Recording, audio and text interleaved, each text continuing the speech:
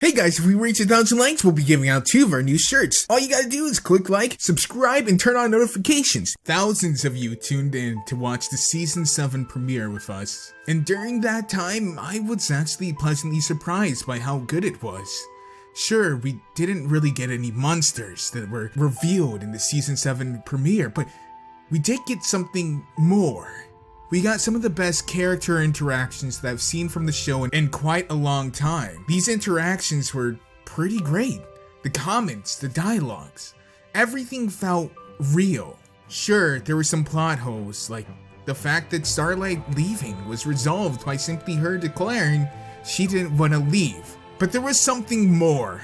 Something that I don't think a lot of people noticed. It was something that started a thought, a train of different scenarios that went over in my mind that revealed something to me that I've kind of touched upon before, but this only solidified it.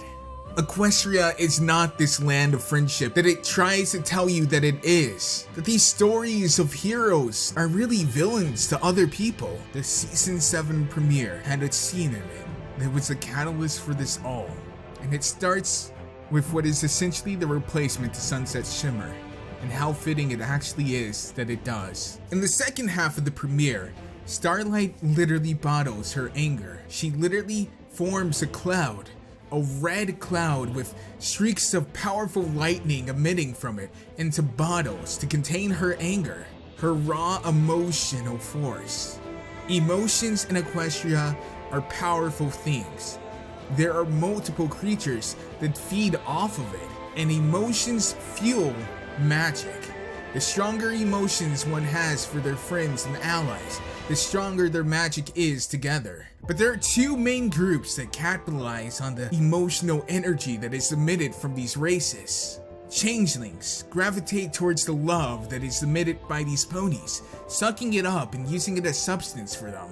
And sirens, who feed off the discourse and anger emitted by these ponies to fuel them and make them stronger. And what I noticed was the energy that Starlight was emitting was the same energy that the sirens take. Over in the human world, where the sirens were banished, they absorb what is a green-like substance of gas. Now, you might immediately jump and say that this red and green are 2 different colors, therefore these are 2 different substances. But Starlight is literally bottling her anger. And while yes, it is green, that could simply be due to the fact that the magic per volume in the substance is too low. We see that when the sirens actually take in the magic, their gems glow red and their eyes glow red.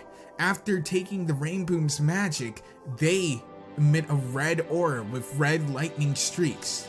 But that raises a dangerous question. If the sirens were to get their hands on just one person like Starlight, such pure and raw magical potential, they'd probably be borderline unstoppable. When they sucked the Rainbooms dry, they had enough power to hypnotize the entire crowd, and they still had magic left over. But what does this all mean? Sure, they're the same things, but what of it? Starlight emits anger and the sirens could feed on it.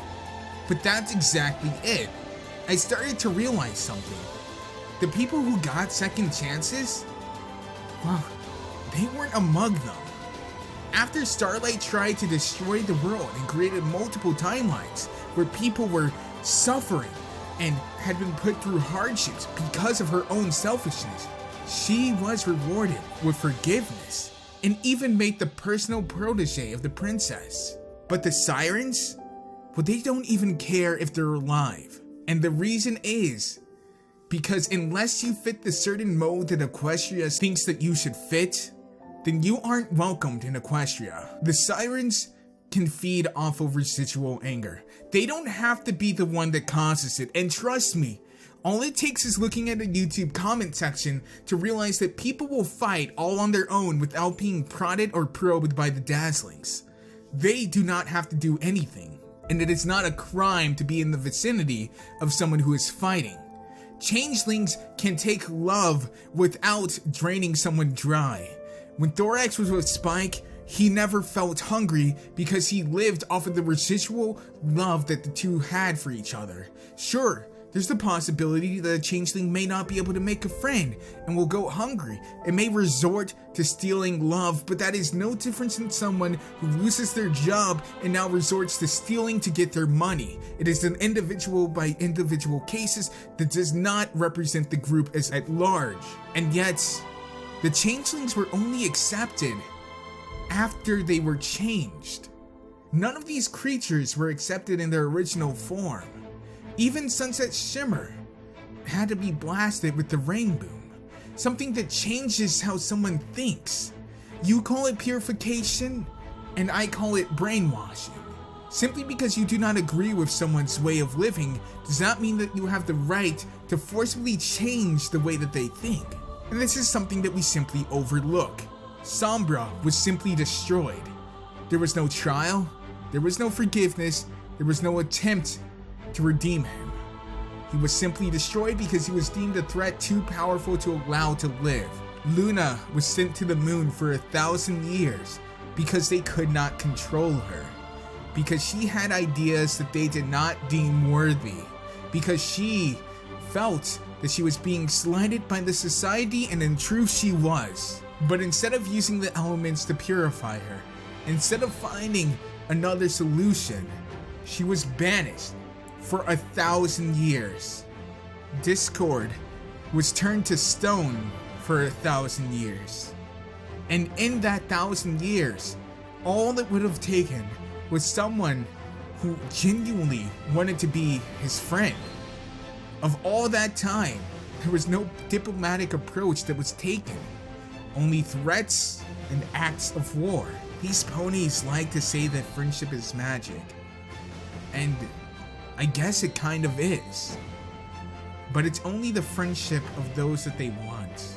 Equestria holds the world hostage. They control the sun and the moon.